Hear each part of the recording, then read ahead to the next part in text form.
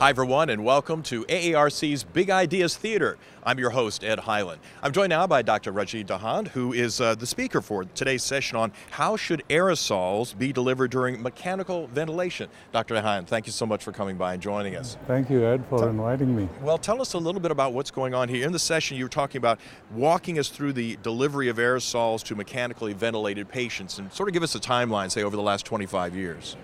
So 25 years ago, the prevalent feeling was that it was very difficult to give aerosols to mechanically ventilated patients because of all the circuitry and the tubes that go in, and that was seen as impediments to getting enough drug into the lungs.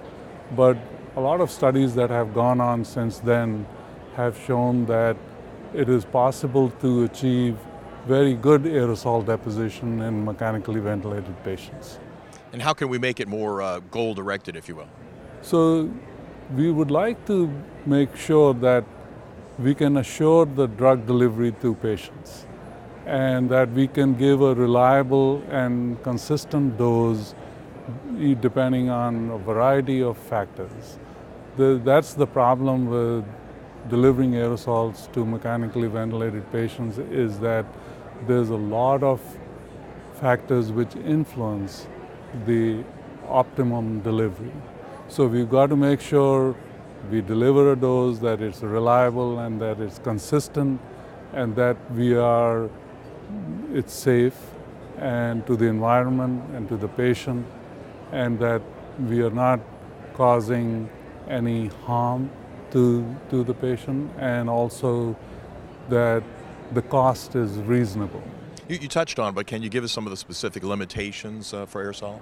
So the limitations are that none of the therapies that we are using so far are specifically approved for use during mechanical ventilation.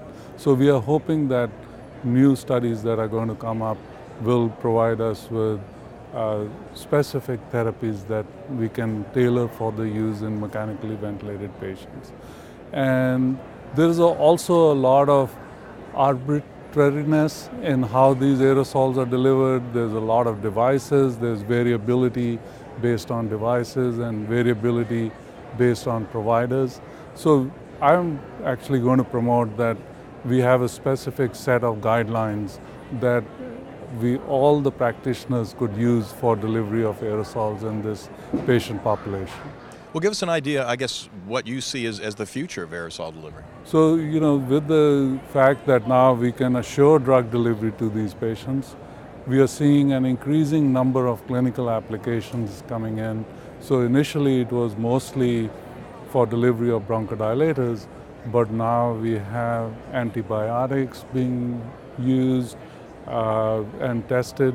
We have prostacyclins and prostanoids and surfactant, and even biotherapeutic agents are going to come in to use in these patients and are being investigated.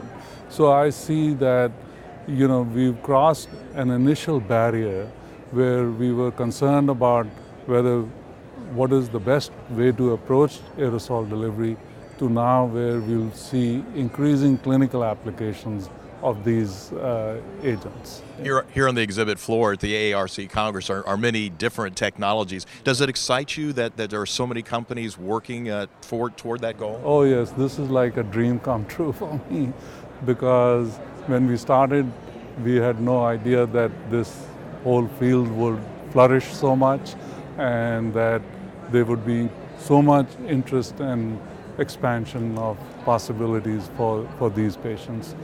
Treatment via the inhalation route is really catching on now. It's always fantastic news. Dr. Rajiv Dhand, thank you so much for joining us here in the Big Ideas Theater. I'm Ed Hyland. We'll see you next time. Thank you.